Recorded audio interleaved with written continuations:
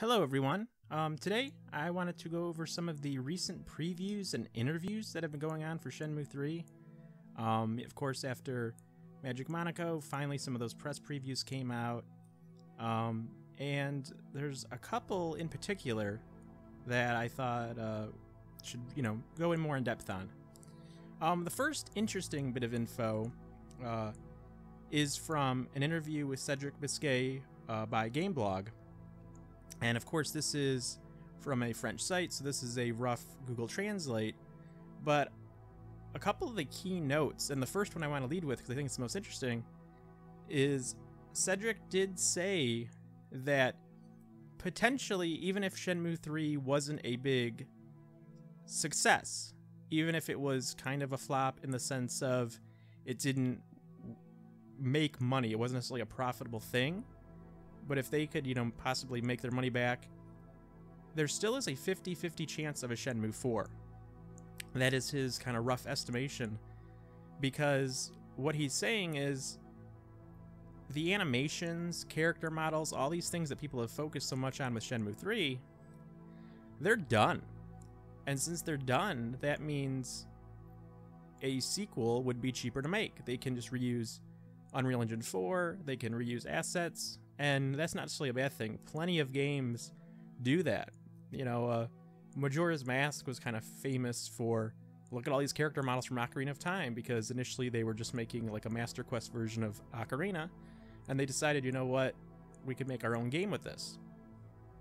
So big companies do it. It's not like, oh, it's cheap or it's gonna really hurt the game. Plenty of games that are, critically acclaimed and stuff have done that.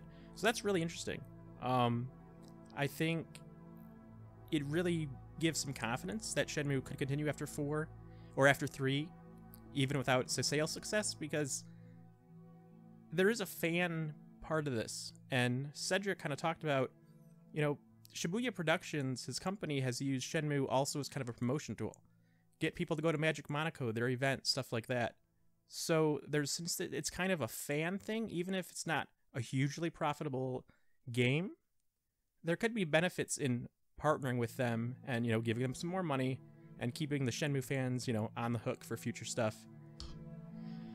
So yeah, I really do think that there's a real chance of it continuing for sure. And that's really good.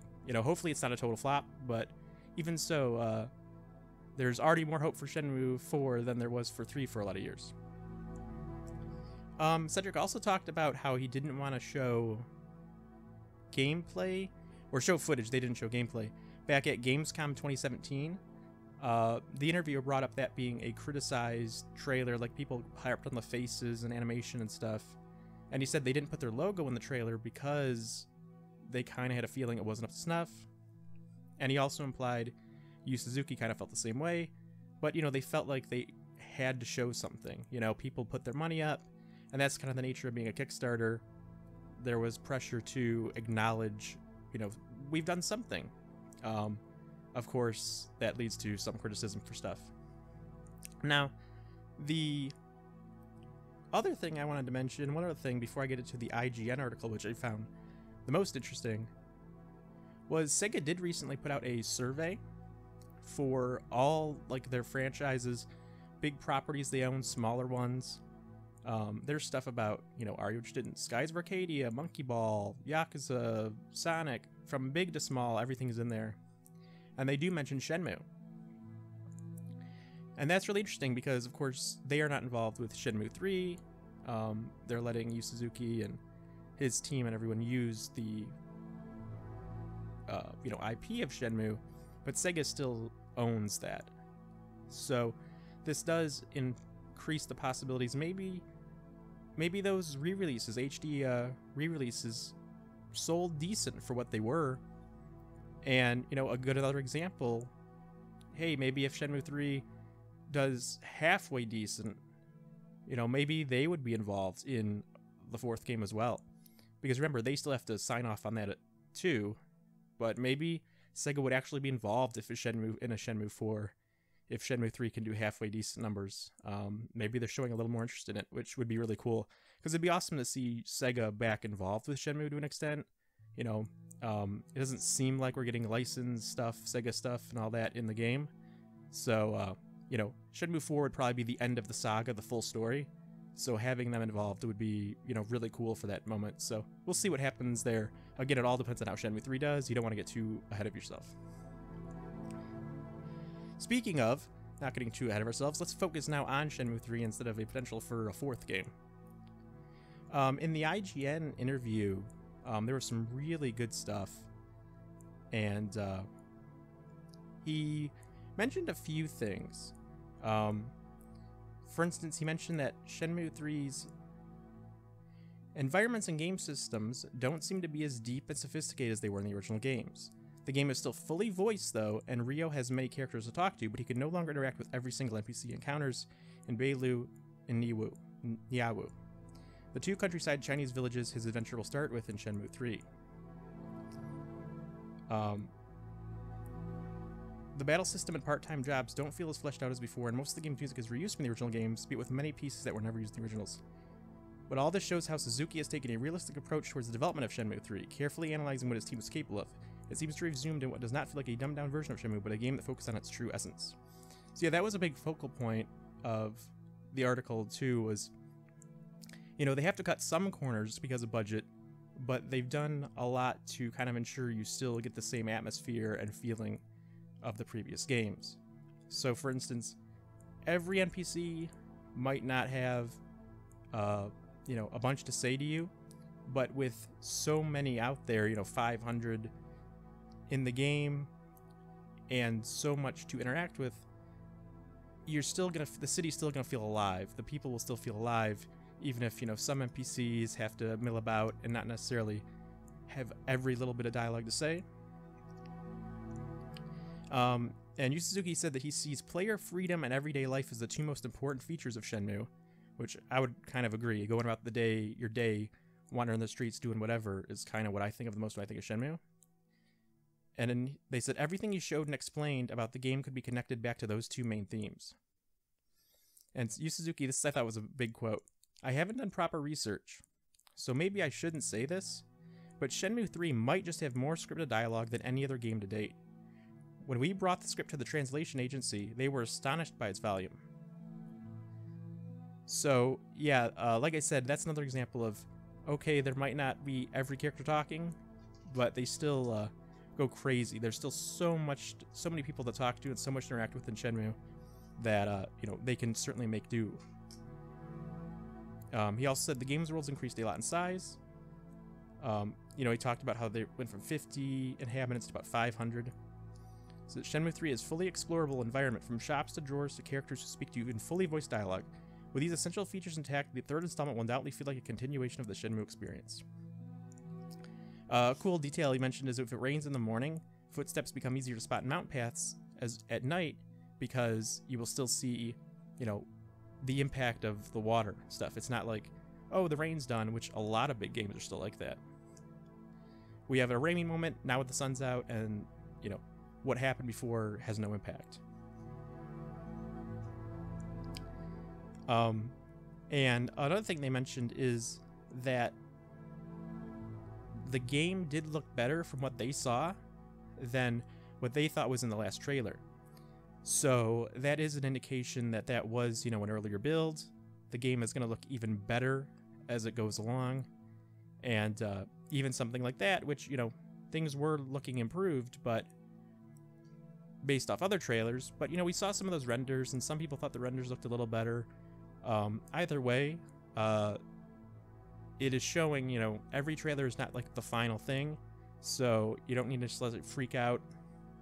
And I thought that looked pretty solid in that last trailer, so if there's looking even better already, just based off the gameplay impressions, like that was cut maybe, you know, maybe that trailer was done a month or two beforehand, then that's awesome. One thing they mentioned a lot was the gambling parlors, which I thought was interesting, and there's a really fun anecdote I'm sure a lot of Shenmue fans have heard already about a snail race. So I want to talk about that for a second. Imagine when Suzuki went location scouting for Virtua Fighter and Shenmue in China during the 1990s, he saw people playing this game in Menkan. Yes, even the minigames are a realistic depiction of Chinese culture. Then in Shenmue 3 also has quirky turtle and frog races. The player chooses a turtle or frog to bet on, and can cheer for it by mashing the button that appears on screen. I also wanted to implement a snail race, but sadly we weren't able to do that this time, Suzuki said. Which, what really sells it is the interviewer's response. He goes, I didn't understand what could be so special about a snail race. Why would anyone want to watch races featuring a creature even slower than a turtle? Snails are very, very slow, you know, said Suzuki. I thought it'd be interesting to combine this with Shenmue's flow of time. Ryo would have to place his bets in the morning, but has to come back later in the afternoon to check the results. And that is like the best Shenmue quote. Like, we'll put in a racing minigame, and the race will take an entire day to end. And that, so yeah, we got turtles, but we don't have snails. I think we can make do, but that is a super Yu Suzuki quote, and I love it. And I love that they're still, you know, because you think about it, a lot of people love Shenmue for that type of vibe that goes at its own pace, all that. But you know, if you're trying to make the game more mainstream or something, modernize, say, oh, people are going to complain about something like that, but it's like all in, just, hey, that's part of the life. You go about your day, and I love that it's still harnessing that. Another interesting thing was about difficulty options, and they mentioned for the first time in the series, Shenmue 3 even offers a choice of 4 difficulty modes. The easiest one is there for those who just want to focus on the story, but Suzuki says he doesn't advise even core fans to start with the hardest mode. The reason why he doesn't think you should start with that, no matter how hardcore you are, is the Japanese name can be translated as "don't even try." Suzuki told me that the battles and other aspects of the game are affected by the chosen difficulty, but did not go into detail. So yeah, he goes, we are not using assets from previous entries or the Virtua Fighter series, so all the fighting animations have been created from scratch. That was a lot of work, so we had to give up on implementing throw moves this time. So yeah, there's no throw moves in the game, which is unfortunate. You know, that would have been cool. I've actually just started up Shenmue 2 recently, and I do use throw moves quite a bit.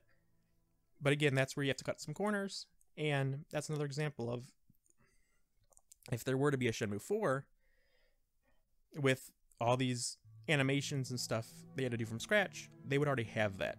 So they would probably put throw moves and stuff in a Shenmue 4.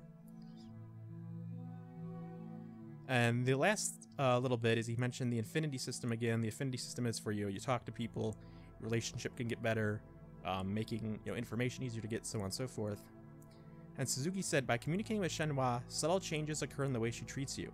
There are quite a lot of scenes and events that I am confident almost no player will see the first time. But don't think too deep about it, just talk to her. And that, I think, is a great quote too, because that's kind of what Shenmue is as well. You don't see all the cutscenes, all the interactions with all these people in a playthrough, really. Like, you kind of have to go out of your way. A personal anecdote is, when I recently started up Shenmue 2 a little bit, I did a stream, and, I put in, like, the title, hey, we're, gonna try for the Platinum Trophy on, like, one playthrough here. Get everything. And as I was doing it, it's like, man, it's a little awkward to play Shenmue when you're, like, actively trying to say, okay, I need to get, this scroll, I need to get exactly this many moves, I need to see this event at this time, if I miss it here, it's a problem. Because playing Shenmue with, like, guide of, like, knowledge of, I need to be here at this time to make sure I don't miss this, it's really kind of weird. Because Shenmue is kind of about, you just naturally go about and you see what you see. And you kind of explore at your own pace. So forcing yourself to do, like, challenges is kind of a weird feeling in Shenmue. And I'm glad that this new game is still got that going on. Like he says, you're probably just not going to see everything. Do what you want, explore at your own pace, because it's that type of game. It's not meant to be, I'm going to be a completionist run the moment I turn it on, that type of thing. So yeah, so those are some of the key details. There's more. It's a great article that IGN did, so I will link that, as well as the game blog thing with Cedric in the description box below. There's a ton of details in there, but I wanted to go over some highlights, I thought, and some things that made me feel good. Because a lot of the things that I picked out are kind of like showing you that it all has the Shenmue vibe. It all has that experience, that what they're going for, or always was, Yu Suzuki was always going for, remains intact, And even though you have to cut corners in some ways, you can't talk to everyone, you don't have to throw moves, blah, blah, blah, that a lot of the heart and the tone of those games is going to be there. 100% it seems like. So that's very cool. So yeah, that is what I have for now. Do you have any thoughts on anything I mentioned, or Shenmue 3 at all? Feel free to leave them in the comments below. If you enjoyed the video, please like and subscribe, and we'll see you next time.